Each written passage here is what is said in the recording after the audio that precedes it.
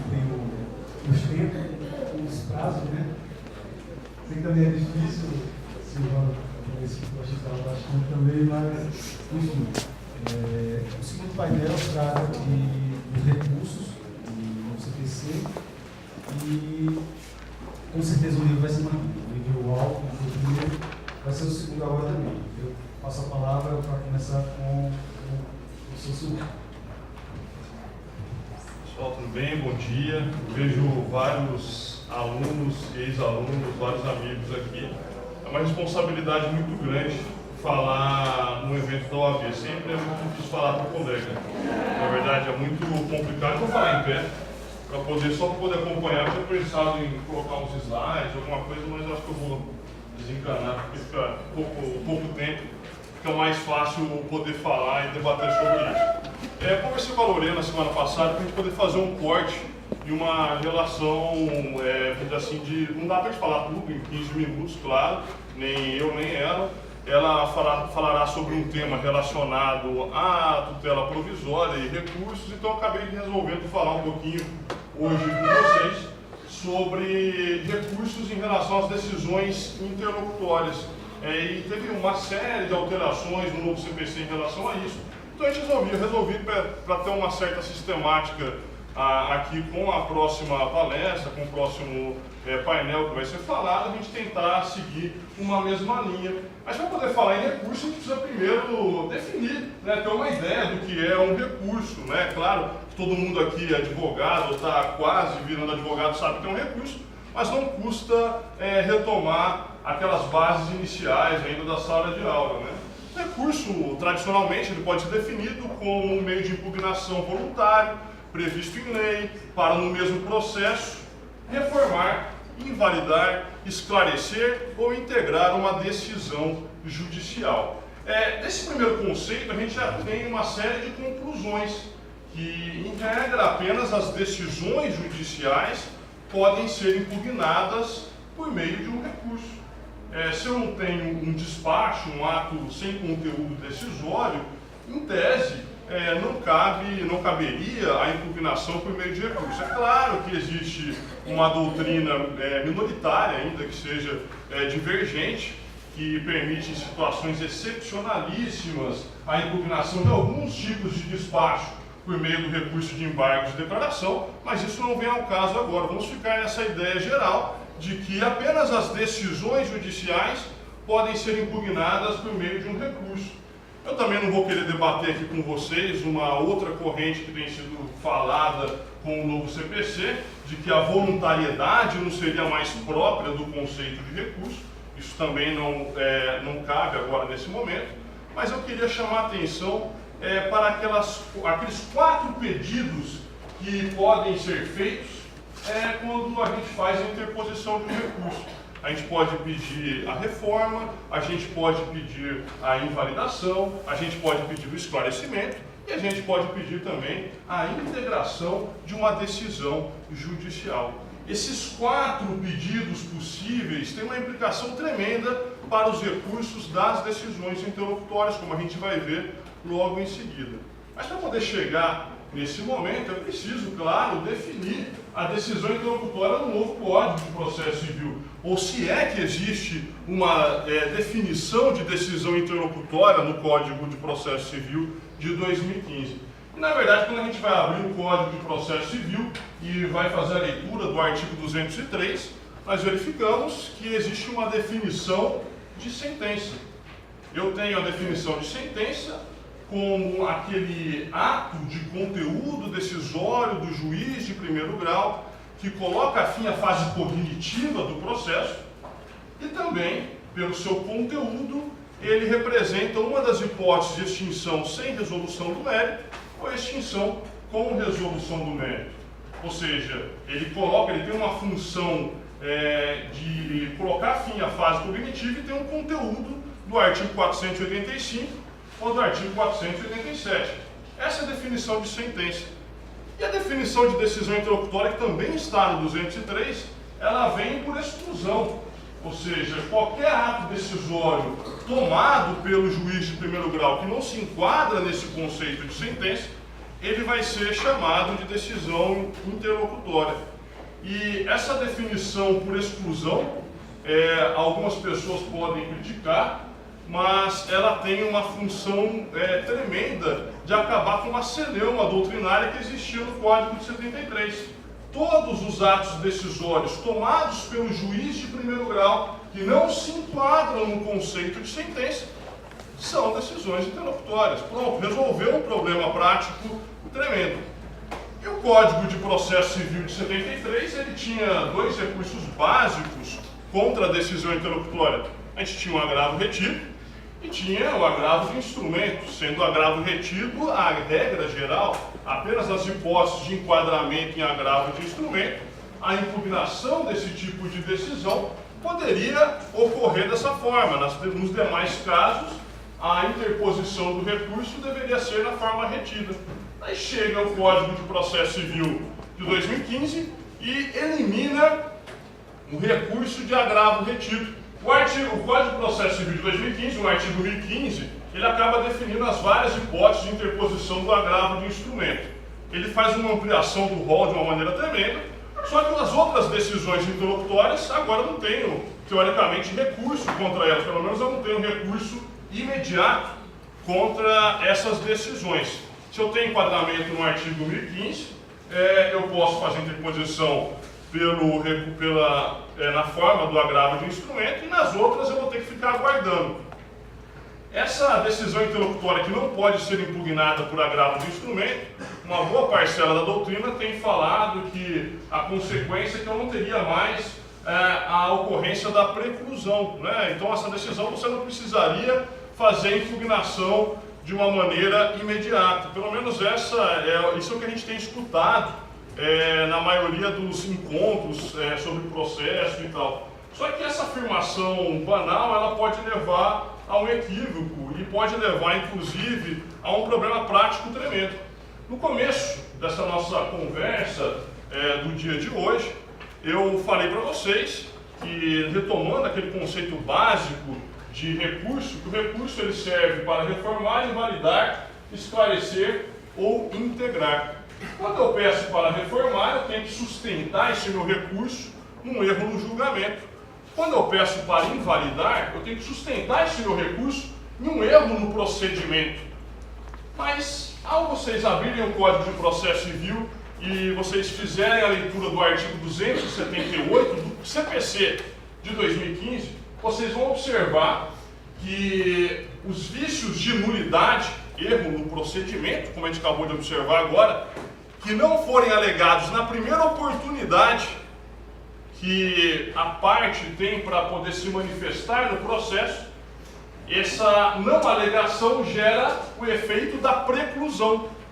Então, olha só, se eu posso fazer impugnação de um recurso para reformar, para invalidar, para esclarecer ou para integrar, em pelo menos uma das hipóteses, eu tenho que fazer uso de um instrumento que não está previsto no código e muita gente desconhece, que é o procedimento do chamado protesto de nulidade, que na verdade não tem forma pré-estabelecida, mas significa, se fosse numa audiência, um erro no procedimento do magistrado, você pedir para constar em ata.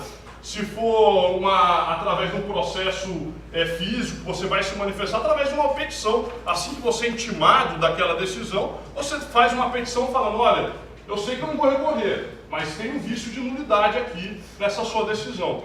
Eu manifesto a minha contrariedade a esse vício que ocorreu em relação a esse processo.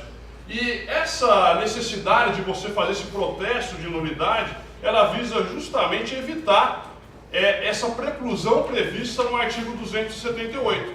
Esse requisito do protesto, ele não está previsto para as outras formas recursais, ou os outros pedidos recursais para reforma, ele não está pedido, você não vai precisar fazer isso para esclarecimento, para integração, mas quando a alegação for de nulidade, é conveniente que se faça esse protesto, ainda que não se faça o recurso de uma maneira imediata. E essas decisões que não puderem ser impugnadas por agravo de instrumento, quando elas vão poder ser questionadas? Elas vão poder ser questionadas depois da sentença. E elas vão ser questionadas em preliminar do recurso de apelação ou uma grande novidade do novo CPC. Ainda que você não faça a interposição do recurso de apelação, e você vai simplesmente responder um recurso de apelação que foi interposto, você pode também fazer a impugnação nas contrarrazões do recurso de apelação. Então, olha só que questão interessante. Existe espécie recursal na resposta de um recurso. Olha a inovação do CPC de 2015. Eu posso recorrer contrarrazoando um recurso de apelação. Você vai recorrer da decisão interlocutória, que não é cabível, o recurso de agravo de instrumento. Você pode fazer isso. Então, eu também não posso falar mais que o recurso de apelação é exclusivamente um recurso contra a sentença, porque ele é, claro, contra a sentença por excelência, mas ele também é um recurso contra as decisões interlocutórias que não puderem ser impugnadas de imediato pelo recurso de agravo de instrumento. Passada essa primeira fase, essas primeiras formas de impugnação, o CPC ele também permite a impugnação da decisão interlocutória, claro, pelo recurso de agravo de instrumento. E as hipóteses de cabimento estão descritas no artigo 1015. Exemplo, tutela provisória, que vai ser a palestra seguinte. Eu posso também ter uma decisão de mérito, eu posso também ter uma decisão que faz a distribuição dinâmica do ônus da prova, posso também ter uma decisão sobre a exibição de documento, que limita o litisconsórcio ou que rejeita a alegação de litisconsórcio multitudinário. Eu tenho todas essas hipóteses descritas ali no 1015. Também tenho as hipóteses de intervenção de terceiros, incidente de desconsideração e aqueles procedimentos em que todas as decisões podem ser impugnadas, todas as decisões que não sejam sentença, claro, podem ser impugnadas pelo recurso de agravo de instrumento, procedimento de inventário, o processo de execução como um todo e a fase também do cumprimento de sentença.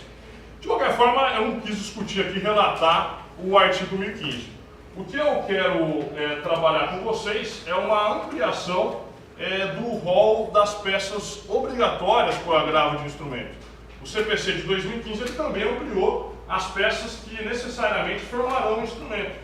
Eu tenho agora obrigatoriamente que juntar uma cópia da petição inicial, tem que juntar uma cópia da contestação. Esses dois documentos, eles não estavam previstos no CPC anterior. Eu tenho que juntar também uma cópia, e essa também é uma inovação importante, da petição que gerou a decisão interlocutória.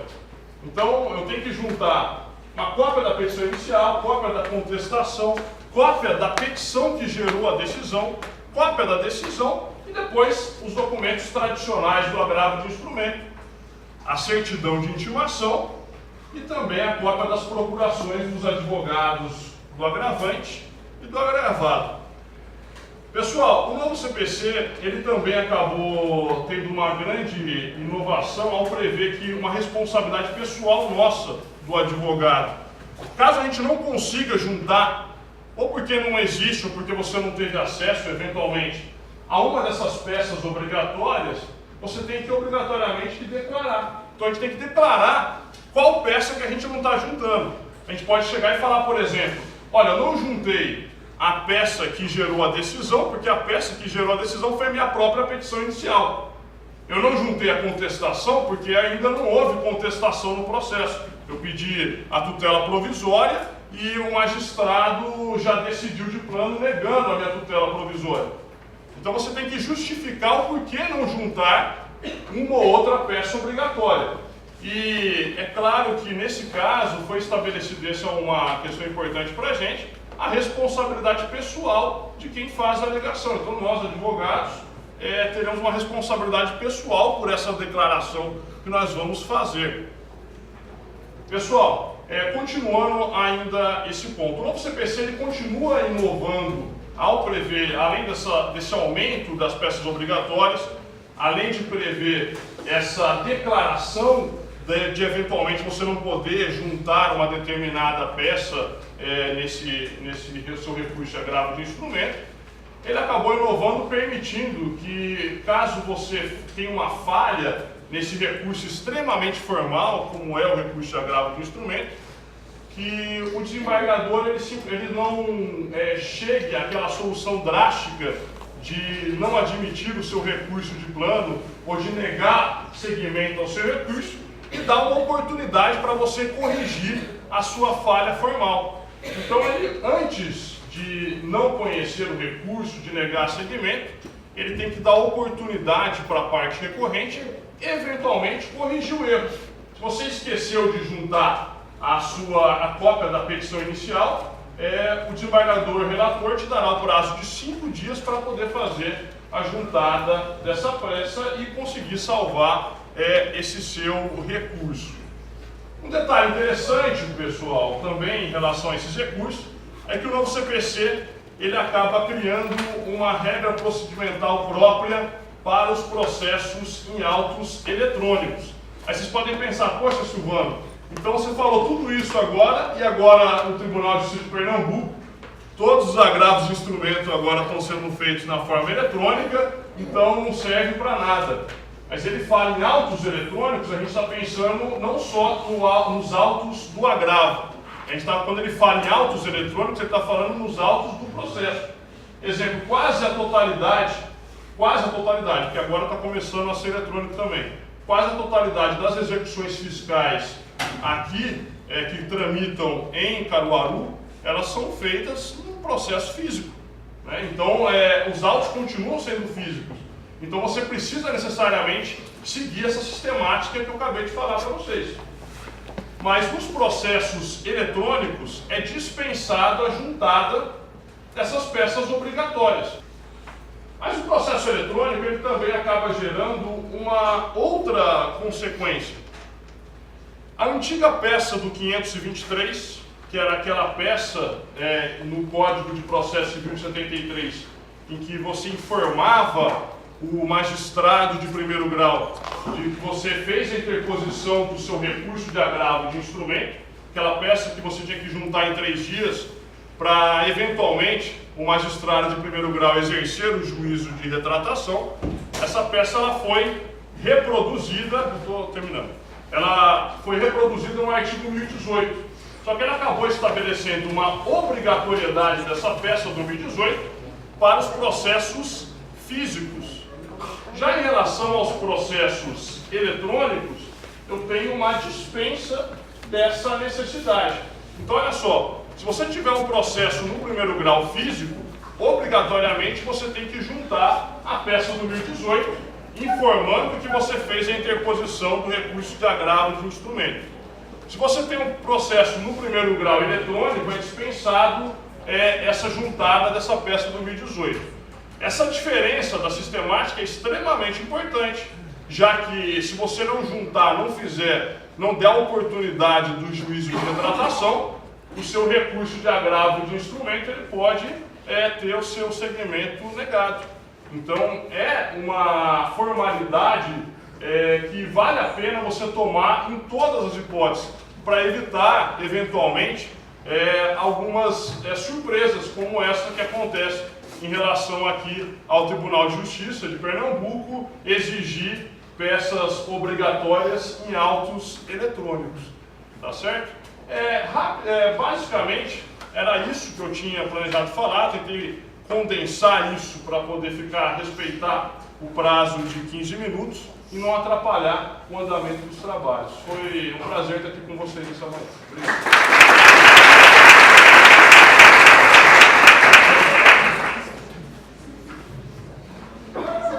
Silvano, inesperado ou espetacular. Agora para a professora Lorena. Bom dia a todas e a todos. Infelizmente a gente está um pouquinho corrido hoje, mas inicialmente eu queria apenas testar rapidamente meus sentimentos com relação ao que tem acontecido aqui no estado, no interior principalmente, na Mata Sul. A gente já está reunindo esforços para que a gente consiga recuperar um pouco da dignidade das famílias que estão sofrendo com as enchentes. E aí virão eventos em prol desse movimento, né, de doação, realmente. Hoje eu estou aqui com vocês para conversar rapidamente, literalmente, sobre as tutelas provisórias em sede recursal. E é um tema que eu escolhi porque aquela tutela provisória, aquele pedido antecipado que veio no recurso, para quem está recorrendo, é uma luz ao fim do túnel. E para quem está na posição do recorrido, pode ser um pesadelo. Não interessa a advogados de qualquer parte, né? Sempre vai ter o interesse em tentar administrar ou se defender daquela tutela provisória. O Código traz algumas hipóteses, alguns requisitos de cabimento e eu vou tentar trazer, espero que dê tempo, uma estratégiazinha no final para quem quer fugir ou quem quer utilizar essa tutela provisória em sede recursal. Então, antes de entrar no tema propriamente de recursos, foi excelente Silvano ter falado antes, que ele já deu um apanhado geral, eu vou precisar ficar explicando algumas coisas aqui. Eu queria falar um pouquinho sobre tutela provisória, rapidamente. Quem olha o código, o livro 5 do código, observa que ele traz um livro com o título Tutelas Provisórias. E dentro desse livro, ele trata sobre tutelas de urgência e tutela de evidência. Aí eu queria fazer uma crítica rápida, mas só para a gente explicar e esclarecer um pouquinho o que eu vou falar lá na frente. Quando o código fala em tutelas provisórias, ele está se referindo a um gênero, do qual para ele são espécies tutela de urgência, sendo a tutela antecipada, satisfativa, e a tutela cautelar. E a tutela de evidência. Tem um probleminha aí, é um errinho de nomenclatura. Quem tem estudado o processo tem visto essa crítica ser repetida em alguns livros e palestras também. É a questão da provisoriedade da medida cautelar. A tutela antecipada satisfativa, ela antecipa os efeitos que seriam concedidos ao final do processo. Tudo bem, ela é provisória porque depois ela vai ser substituída por uma medida definitiva. E aí a gente não tem problema com relação a isso. Mas isso não acontece com a tutela cautelar. A tutela cautelar ela serve à proteção do meio jurídico tutelável no processo ou, propriamente, à utilidade do processo, para proteger o processo mais à frente. E essa medida tem uma natureza temporária, porque ela vai durar o tempo necessário da segurança. Enquanto houver necessidade de conferir segurança àquela situação jurídica tutelável, a tutela cautelar vai existir. Cessou a necessidade de segurança, cessa a necessidade da tutela cautelar. Ela não vai ser substituída por outra medida. Ela vai ser revogada, vai deixar de existir ou pode ser modificada se houver necessidade de modificar a natureza da medida. Mas a gente não fala que tutela cautelar tem a mesma natureza da tutela satisfativa, que seria, sim, provisória, porque vai ser substituída ao final do processo. A tutela cautelar, ela vai ser revogada, ela não vai ser substituída por uma decisão definitiva. E aí, essa questão da temporariedade, dou um exemplo bem rapidinho, que esclarece bem. Normalmente, os alunos na sala de aula ficam meio sem entender a diferença. Quando eu explico esse exemplo, todo mundo compreende melhor. Imaginem um prédio sendo construído e aí nós estruturamos andaimes à medida que o prédio vai crescendo. Esses andaimes vão ficar ao redor do prédio. Assim que o prédio está concluído, terminado, qual a necessidade desses andaimes existirem? Qual a segurança que ele vai oferecer agora que o prédio já está construído? Cessou a necessidade dos andaimes existirem, cessa a medida cautelar. A questão da temporariedade, eles duraram o tempo necessário para conferir a segurança que eles precisavam, enfim, conferir naquela situação. E a diferença da tutela cautelar para a tutela provisória seria essa. No entanto, o Código elenca como tutela provisória a tutela cautelar. Então, quando a gente se refere à tutela provisória, tenham em mente que nós estamos nos referindo à tutela antecipada satisfativa, à tutela cautelar e à tutela de evidência. A tutela de evidência, por sua vez, é a possibilidade de conceder uma tutela antecipada com um fundamento que dispensa o requisito da urgência.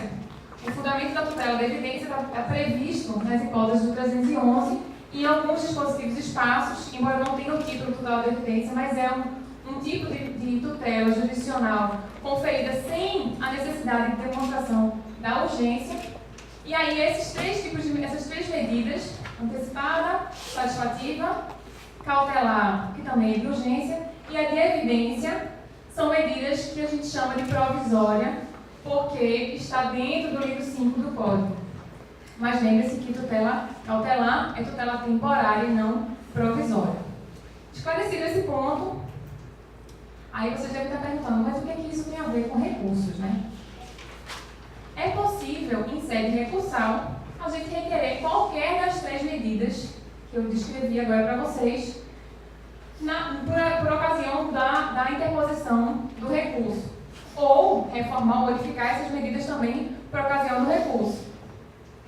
E aí, o Código prevê, especificamente a previsão de cada recurso, prevê a possibilidade desse manejo de tutela provisória, e a gente também pode, a partir da interpretação sistemática do Código, trazer para dentro do ambiente recursal a possibilidade de antecipar os efeitos do provimento, usando as técnicas de antecipação de tutela. A primeira delas, que eu queria só, anteriormente, só para a gente fazer uma introduçãozinha. A regra, eu não sei se o Silvano já falou, a regra é que as decisões tenham, assim que proferidas e publicadas, comecem a produzir os seus efeitos. Né? Havendo necessidade de executar ou não, mas enfim, a regra é essa. E aí o 995 já prevê que a regra é a eficácia, né, à medida que a decisão vai ser proferida e publicada. Esse mesmo dispositivo 995 já prevê a possibilidade de suspender os efeitos daquela decisão se os efeitos daquela decisão puderem causar risco de dano, de difícil, ele fala até de impossível reparação, que nem precisaria, porque se é de difícil reparação já caberia de impossível, mais ainda, né? Não precisaria colocar isso. Mas o código já prevê no 995. Então a gente já tira daí um primeiro dispositivo que autoriza uma modificação dos efeitos dentro do recurso. Quando a gente chega à previsão da tutela provisória em sede de apelação, a gente discute novamente a questão dos efeitos da apelação para as decisões. O Código número 1012, ele já prevê que a apelação vai ter efeito suspensivo, regra geral, ou seja, o efeito devolutivo e o suspensivo, o duplo efeito da apelação, já vai ser concedido, regra geral, por força do 1012. Mas ele prevê as exceções. Quando é que aquela decisão não vai ter efeitos, quando é que aquela apelação não vai gerar efeito suspensivo, os efeitos que aquela decisão poderia gerar enquanto o recurso está sendo processado.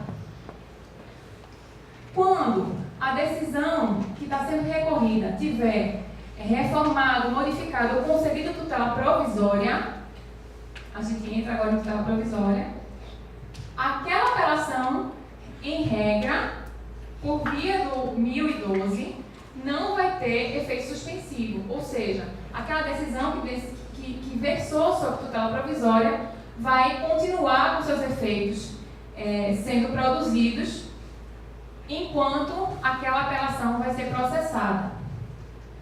Mas o 1012 também traz no seu parágrafo 4º a possibilidade de suspender sim aquela decisão. Então aquela decisão, mesmo versando sobre tutela provisória, pode ser suspensa se o recorrente demonstrar que há o risco, novamente, o risco de dano, de difícil reparação e também a probabilidade de provimento do recurso. Quando a gente analisa as tutelas provisórias, né, em sede do processo de conhecimento mesmo, no livro 5, a gente analisa que os requisitos são muito parecidos, os nomes são similares, né? Os requisitos são muito parecidos. Você precisa evidenciar a probabilidade do seu direito, ou seja, a probabilidade de provimento do seu recurso, e demonstrar o perigo de dano ou de risco ao resultado útil do processo. Com relação ao agravo do instrumento, Silvano já falou um pouco do agravo, pulou o inciso primeiro, que estava provisória para não entrar no meu, mas com relação ao agravo do instrumento e a relação com a provisória, a gente tem o 1015, que prevê, dentro das hipóteses taxativas de cabimento do agravo do instrumento, o 1015 ele está no inciso primeiro, prevê a possibilidade de interpor agravo do instrumento quando a decisão que versa sobre tutela provisória. Tutela provisória, antecipada, cautelar também, e a tutela da evidência. Mas lá no 1009, ele fala dos efeitos do recurso, e aí o manejo dos efeitos daquela decisão que foi recorrida. No 1009, parágrafo 1º, o Código prevê que o relator relator, nós vamos falar sobre os poderes do relator mais à frente um pouquinho, no 932. O relator pode atribuir efeito suspensivo àquela decisão, havendo pedido de tutela recursal antecipada, ou pode também antecipar os efeitos do provimento do recurso. Esses efeitos só seriam concedidos por ocasião do eventual julgamento do recurso, julgamento colegiado, ele esperaria a pauta, enfim, julgamento e tudo mais. Ele consegue antecipar para que o relator conceda, preenchidos os requisitos, conceda a tutela antecipada recursal. Isso é extremamente importante para a advocacia, né, para os clientes, enfim. Quando a gente tem, por exemplo, numa execução, pode haver a determinação de encaminhar os bens a leilão.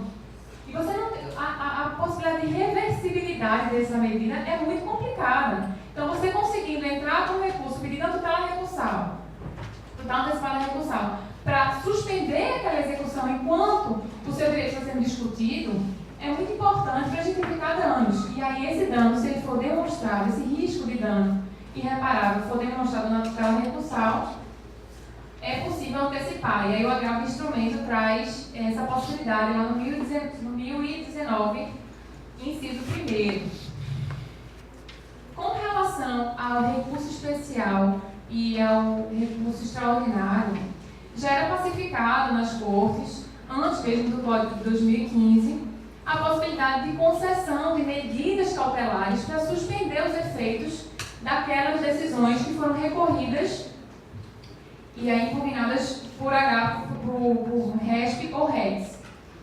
E aí o Código veio também trazer essa possibilidade sem muitas polêmicas, apenas com relação à alteração do cabimento do pedido, né, o direcionamento do pedido, que antes o Código tentou levar esse pedido, essa apreciação do pedido para as cortes superiores, e aí em 2016 houve uma alteração para manter esse juízo no Tribunal ACOL, para evitar, né, até o congestionamento de recursos realmente parados lá nos tribunais superiores. A gente viu mais ou menos as previsões recursais e a questão da tutela provisória em sede de recurso. Eu queria fazer um link com as atribuições do relator, porque isso gera também uma consequência para aquela dica que eu vou dar a vocês no final.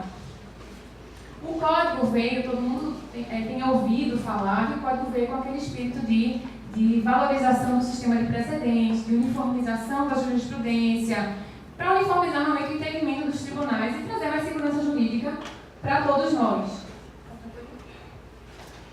E aí, o fortalecimento dos poderes do relator tem uma enorme influência com relação à uniformização. A gente evita levar essa discussão para um tribunal, para uma turma colegiada, já que aquela decisão pode ter sido firmada, aquele mesmo entendimento pode ter sido firmado anteriormente. A gente tenta uniformizar e trazendo também, especialmente, celeridade na solução daquele litígio.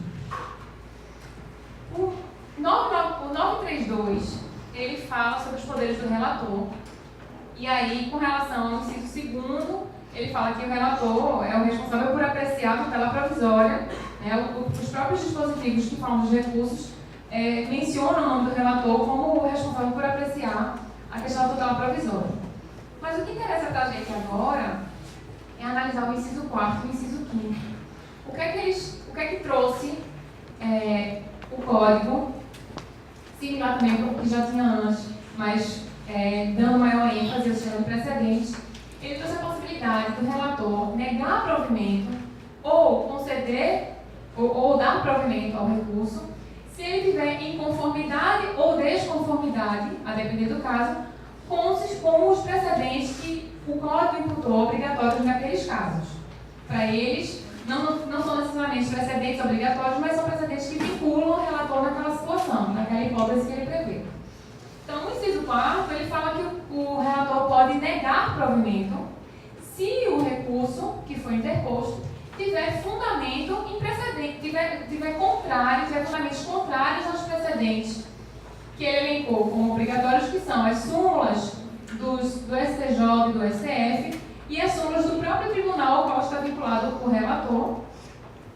Também aos acórdãos firmados no STF e no STJ em recursos repetitivos.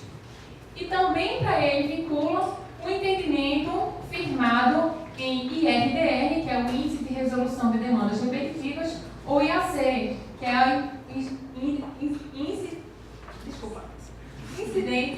de Assunção de Competência. Engraxou agora. E aí a gente tem esses três elementos do sistema de precedentes elencados como vinculantes nessas hipóteses. E aí o relator pode negar o recurso se o recurso tiver manifestamente contrário a esses precedentes que já foram firmados.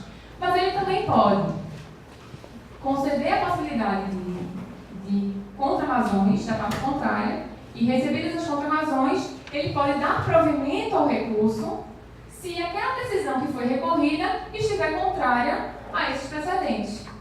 Porque, obviamente, se a decisão estiver contrária a esses precedentes, o recurso estaria em consonância com esses precedentes. E aí seria a possibilidade de dar provimento ao recurso. Mas lembrando que não dá provimento sem ouvir a parte contrária. Ele vai ouvir a parte contrária.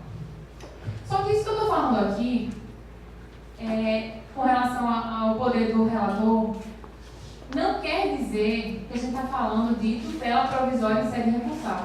Por quê? O relator dá uma solução de pronto, uma solução monocrática para aquele recurso. Ele resolve o recurso monocraticamente e com o atributo da definitividade. Não é provisória, não é uma decisão provisória que depois seria substituída. É uma decisão definitiva e aí a gente não pode confundir com tutela provisória.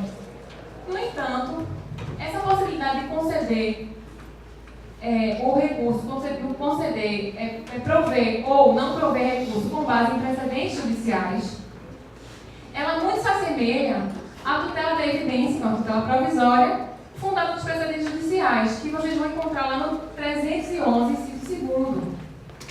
O 311, inciso 2º, fala que é possível conceder tutela da evidência, ou seja, antecipar os efeitos da tutela, dispensando o requisito da urgência, quando as alegações do autor puderem ser documentalmente comprovadas e houver tese firmada em casos repetitivos ou em súmula vinculante.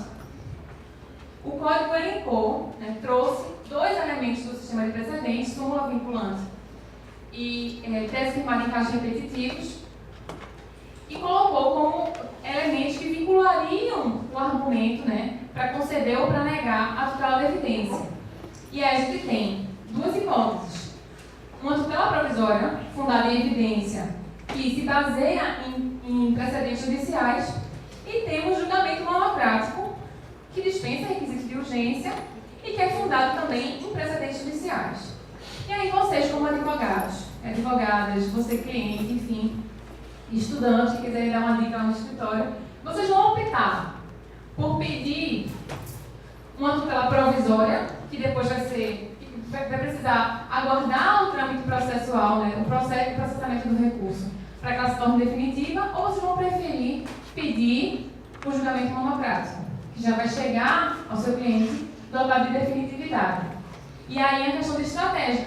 O Código trouxe dois institutos parecidos, um intitulado como tutela provisória dentro do sistema de precedentes, mas que ele pode se tornar vazio, até porque o 932 traz um rol maior do que propriamente o 311, inciso 2º. Ele traz uma possibilidade de você decidir aquele recurso antes, com maiores opções, elenca 3 tipos de precedentes. Para ele seria precedente, embora a definição de precedente a gente não vai conseguir discutir sobre o conceito de precedente aqui, mas elementos no sistema de precedentes, ele traz mais opções para você fundamentar o pedido de julgamento monocrático antecipadamente, sem precisar esperar o processamento do recurso para que haja depois uma definitividade. Então aí fica só a sugestão, quando vocês virem que é caso de tutela de evidência fundada no 311, inciso 2º, ou seja, tutela de evidência fundada nos precedentes judiciais, observe se não seria o caso de vocês pedirem já julgamento monocrático daquele recurso para resolver, né, seja para o bem ou para o mal, enfim, resolver aquela demanda. Eu trouxe alguns pontos, assim, eu até conversei com o Neto, que a gente teve que fazer alguns cortes para conseguir alcançar o tempo e não prejudicar os outros painéis. Mas, de toda sorte, eu me coloco à disposição para tirar dúvidas, enfim, aprofundar a temática, para quem tiver interesse, e agradeço também pela atenção de todos. Eu passo agora a palavra para o colega Zé Neto, que vai debater com os palestrantes os temas aqui tratados. Primeiramente, bom dia a todos. Dizer que é uma honra estar aqui ao lado de Silvana, de Lorena, de Daniela, para a gente debater um tema tão importante, que é o novo processo civil.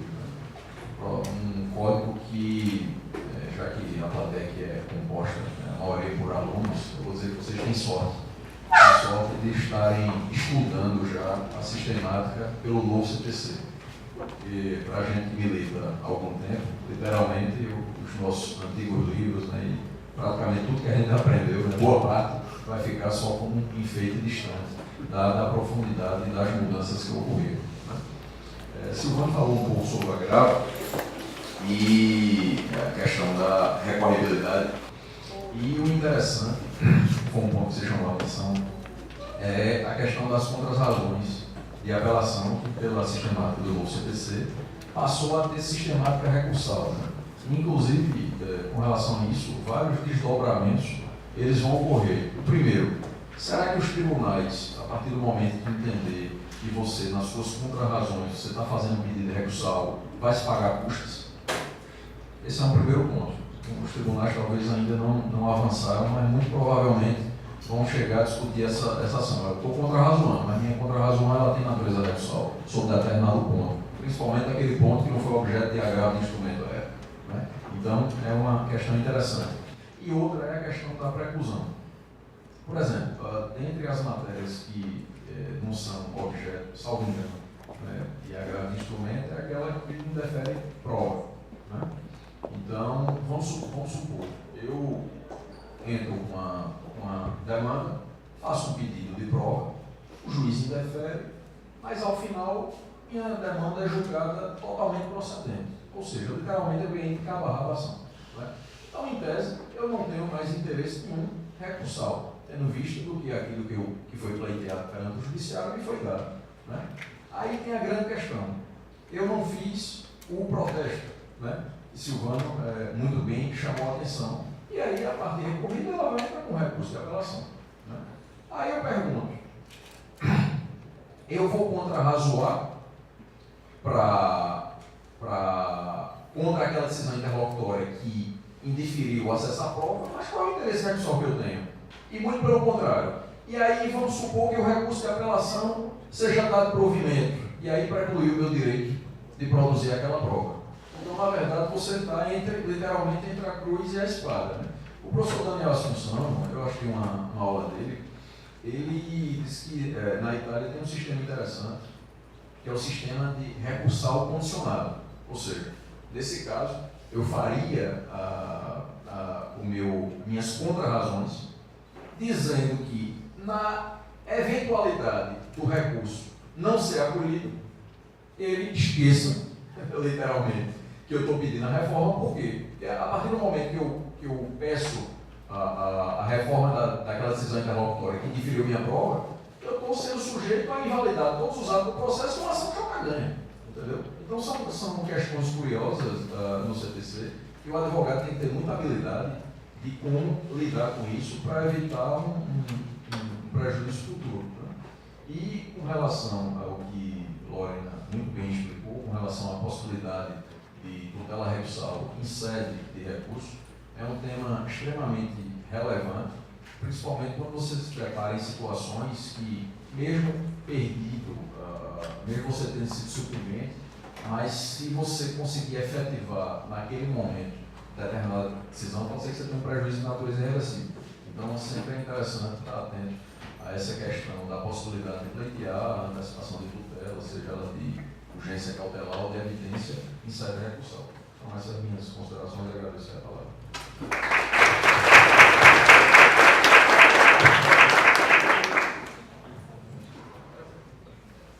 Só para reforçar o que meu amigo Zé Neto está aqui, é um prazer. Eu só fiquei com amigos aqui nessa mesa, ficou muito fácil poder falar. Ele acabou falando, tem um caso exatamente desse exemplo que você falou, que na verdade a gente ganhou pela Procuradoria do Estado, o advogado era lá de Petrolina, não posso falar, não vou falar o caso, as partes, mas só para poder comentar, até, poderia até falar que o processo é público, né? Mas era exatamente isso, o advogado entrou, era um processo até de um valor razoável, de R$1 milhão, que foi o auto de infração, ele acabou questionando esse valor, pediu uma prova pericial, o juiz indeferiu o requerimento do advogado, depois julgou a demanda procedente, o pedido procedente desse advogado sobre para poder rever esse auto de infração, esse tipo de coisa. O Estado fez a apelação, fez a interposição do recurso de apelação, e daí depois a gente alegou justamente, falou que não tinha prova suficiente, esse tipo de coisa, daí conseguimos a decisão favorável. Daí ele em agravo interno tentou, não, mas e a minha perícia? Ele falou, na perícia lá atrás que tinha pedido, poxa, deixa eu provar agora que eu estava certo. Daí a gente falou, eu peguei e fiz a alegação do parágrafo que já tinha operacionalizado a preclusão. E daí eu fui até fazer a sustentação oral aqui no tribunal na Câmara e foi argumentado justamente isso. Falou assim, olha, já operou a preclusão, não há mais que se discutir essa prova que foi indeferida lá no primeiro grau. É uma coisa que a gente tem que tomar muito cuidado.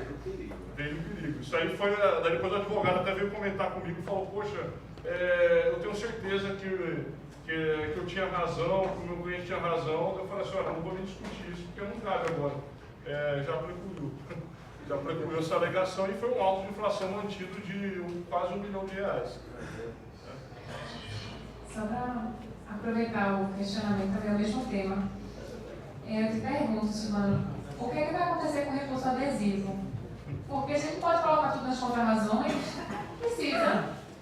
não precisaria mais entrar com recurso adesivo. A gente pode, porque o código traz a possibilidade de você discutir questões de mérito no recurso, nas contrarrazões. Então, o recurso adesivo ficaria esvaziado, né? É um esvaziamento grande mesmo. Eu não tinha pensado nessa lógica, mas é verdade. Com relação ao recurso adesivo, eu acho que ele vai continuar cabendo naquela hipótese de sucumbência parcial. Ou seja, eu pedi 10, ganhei 8. Mas eu estou satisfeito com isso. Mas aí a parte vai e recorre. Já que você está recorrendo, então eu vou tentar chegar nos meus 10. Eu acho que talvez isso continue nessa hipótese. Existe o esvaziamento. Não, o esvaziamento é correto. Isso aí é verdade. Bem, Silvano, obrigado aí por possibilidade de essa discussão sobre o sistema de recorribilidade, da decisão interlocutórias, especialmente o investimento, que é o meio ordinário de discussão. A professora Lorena trouxe chamou a atenção, né, para essa tecnia pela provisória ou a tutela temporária, né, aprofundando a questão também do sistema de recorribilidade, do sistema de concessão ou não dessa medida no segundo grau. E agradecer a José Neto pelos apontamentos sobre os dois temas, né, que realmente instigou aqui o debate. Imagino que o público vai sair ali com uma ideia de pesquisar um pouco mais, de aplicar um pouco mais os temas aqui trazidos, que são, sem dúvida, de natureza prática, né? De recurso prático extremo do processo civil. Obrigado a todos e aproveitem o nosso painel, que também, imagino, no nível, como esperado, vai ser mantido como esse e como o passado. Obrigado.